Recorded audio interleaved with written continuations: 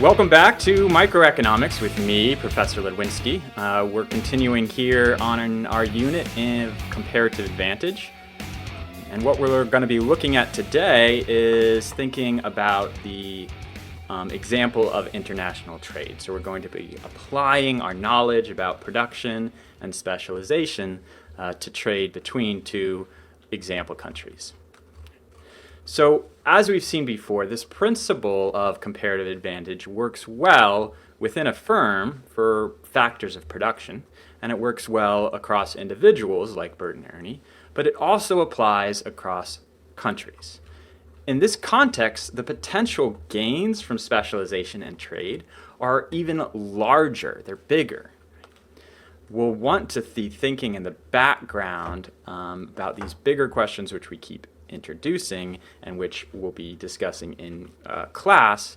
Questions such as, is trade just about the strong extorting the weak? Are there cases where that happens? When does that happen? Can we have a win-win? What does this model tell us in terms of trade? So I'm mainly going to be talking about international trade by looking at a specific example here. In this example, we're going to have two countries. They're going to be florin and guilder, and we're going to have two goods. They're going to be trading and producing swords and producing cloaks. Right? So those are the two goods that our countries can produce, and they also can either consume and produce their own goods or trade them with each other. What I'm going to give you is the yearly max production for each country. Right? So this table is a way of representing their production possibilities, and in particular what I'm representing here is the maximum amount that each country can produce on their own. So what we have is that florin can produce at a max 120 swords.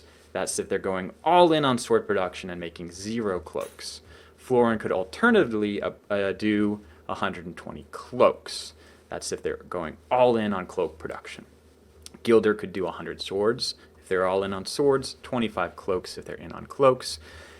And they're going to be able to do sort of that linear combination. In this example, even though we're calling these countries, we're going to have constant trade-offs between the two goods. And so both of these are going to be represented by a straight line. Let's go ahead and look at how these things would graph, and look at what they would be able to consume without trade. So without trade, both countries consume what they produce. Right? They're not getting goods from anywhere else. It's the only way they can have goods is by consuming what they produce. So in these cases, without trade, our production possibilities frontier is also the possibilities for consumption.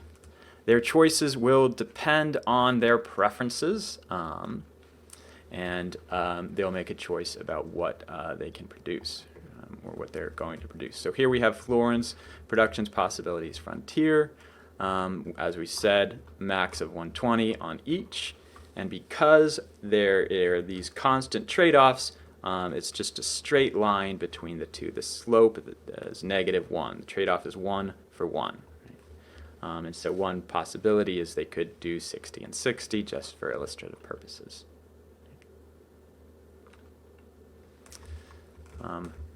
Florin, as we saw, or guilder, as we saw, could produce 100 swords or 25 cloaks.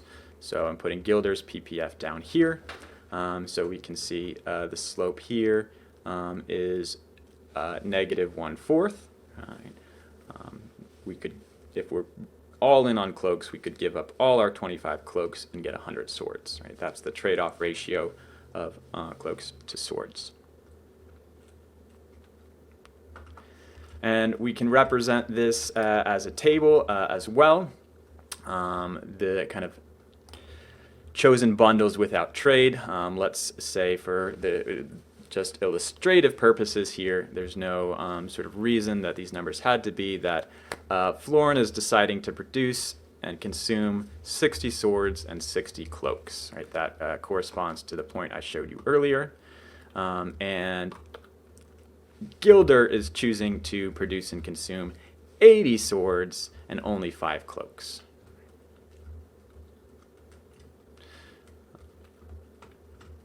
And so these are their choices of their production without trade. Now let's look at what can happen with trade. So starting, we have the same old production, which was the old consumption, 60, 60, 80, and 5. Now, if you are trading, you now have more options. You don't necessarily need to consume what you are producing.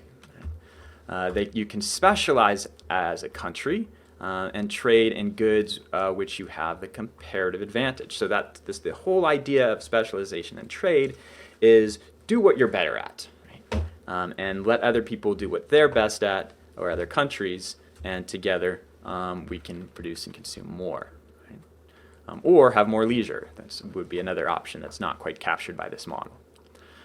So one option, again, I'm not saying kind of why we're choosing this. We haven't got into kind of choice and preferences yet. We're just looking at production.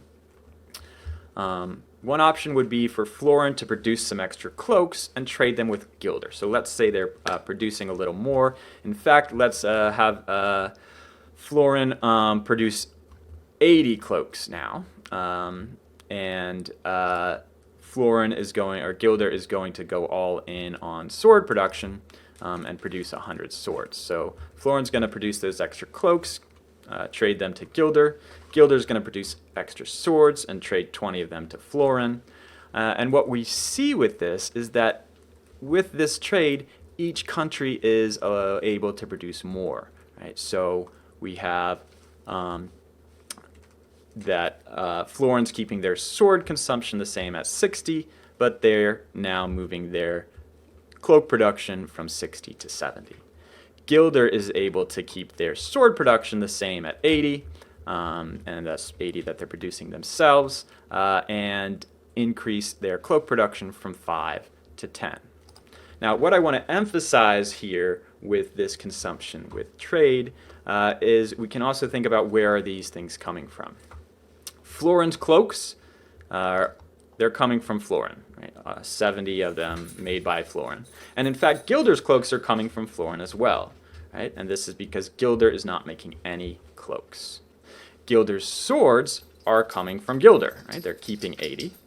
Florin, however, has some of their own swords, 40 of their own swords, but 20 swords that they're getting from Gilder, right? And so we can break down the trade that way as well.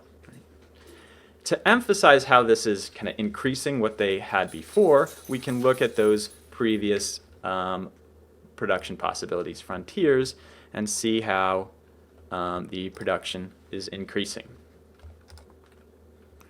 So Florin was producing 60, and now they are up to 70. Gilder was producing 5, and now Gilder's up to 10. The other thing that we can do here is look at their combined production possibilities frontier. This point here, 140, 65, corresponds to where they were consuming without trade. 60 plus 80 is 140, 60 plus 5 is the 65, and this is where they were consuming without trade. And what you can see here is that the point is in the interior of their production possibilities frontier, meaning that it's inefficient. Now we can have more swords, or we could have more cloaks, or we could have more of both. Their preferences would dictate what direction that went. What I was illustrating was simply the case where they were only through trade having more cloaks, and that was moving from this point 140 swords and 65 cloaks to this point where we have 140 swords and 80 cloaks, that increase of 15. Now, an important part of trade is what are you going to give me for what I'm giving you? Right? This is the terms of trade. It's the relative price, or the exchange rate, if you will, of one good for another. Right? In our example here, the question is, how many swords for a cloak? And this term of trade can be beneficial to both as long as those terms of trade are between the opportunity cost of the trading partners. The trade can benefit both sides if that's the case. You can think about the opportunity cost as essentially the internal terms of trade. So for Florin, they can turn cloaks into swords and swords into cloaks at the rate of 1 to 1. For Gilder, they give up 1 cloak and they get 4 swords. Right? And in order to get a cloak, they need to give up 4 swords. Those are sort of the internal terms of trade, or the opportunity cost. Okay? And so it's 1 to 1, swords to cloaks for Florin, 1 to 4 for Gilder.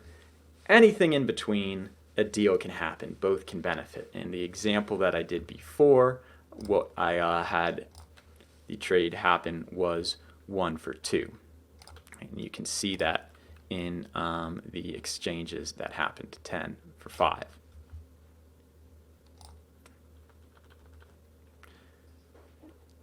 $20 for 10, gain of 10 and 5. Now, you might ask, how do we know? Is it going to be 1 for 1? Is it going to be 1 for 4? Is it going to be 1 for 2 or 1 for 3? It doesn't matter for efficiency. Right? As long as we're on this production possibilities frontier, we're efficient in terms of production. And in terms of distributing goods, that's sort of a different question. As long as it's in between the two, we can get to that point of efficiency in terms of production. Right? So how do we know? So it's a huge difference, 4 to 1 versus 1 to 1. But the model actually is not going to tell us. The model doesn't tell us which one it will be. Now, as we go deeper into economics and talk about things like game theory, this will speak to that type of negotiation a little bit more, who has market power, who has leverage, things like that. But this particular model tells us the range of things that are efficient. Right? It doesn't tell us what the exchange will happen. Now, while it doesn't matter for efficiency, I do want to emphasize that it matters deeply for Florin, and it matters deeply for Gilder. Right? If they're getting that 1 for 1 versus 4 for 1, right? One makes Florin much better off, the other makes Gilder much better off. Now let's talk about whether this model is actually realistic. So this model has a very clear conclusion. Trade makes everyone better off. And there's power in this conclusion. There's insight into this conclusion. It helps us think about the benefits to specialization. But we always want to interrogate our models and think about, are they generalizable? How much is dependent on the assumptions that are being made? If we looked at multiple goods in countries, what would happen? And there are kind of papers and work that goes into those kind of more complex models, and some of the stuff doesn't hold up as cleanly. The big insight of specialization is good, and that holds up. But one thing in terms of bringing real-world problems into our model that I want to talk about here is this idea of free trade. So free trade is the voluntary exchange of goods and services between 2 or more parties. Now, the key word in this definition is voluntary. And a key thing that you have to have for it to be voluntary is you have to have other options and you have to be informed. And so in order to have this model working, you really need perfect information. And so one of the ways that this can break down and where people can get exploited, even when there is trade happening, is when there sort of is a lack of information and they're either being lied to or deceived, or it can also break down if there's kind of power dynamics and the trade is not free and it's not being kind of made to that person's benefit.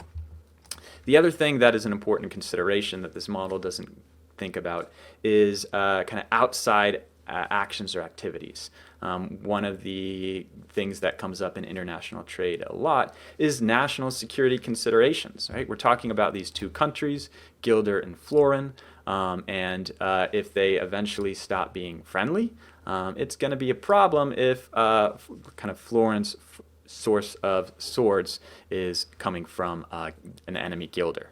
Right? And so one of the things that needs to be taken into consideration as well when we're thinking of reality is national security considerations, and are we becoming too dependent on another country that might not be there to help us in the future. The other thing I want to point out is that this is a model of the economy as an aggregate, and while trade often benefits the economy in aggregate, it's not purely positive. Right? It often doesn't benefit everybody in that economy. We often see with introduced competition that some industries suffer and that some people lose their jobs.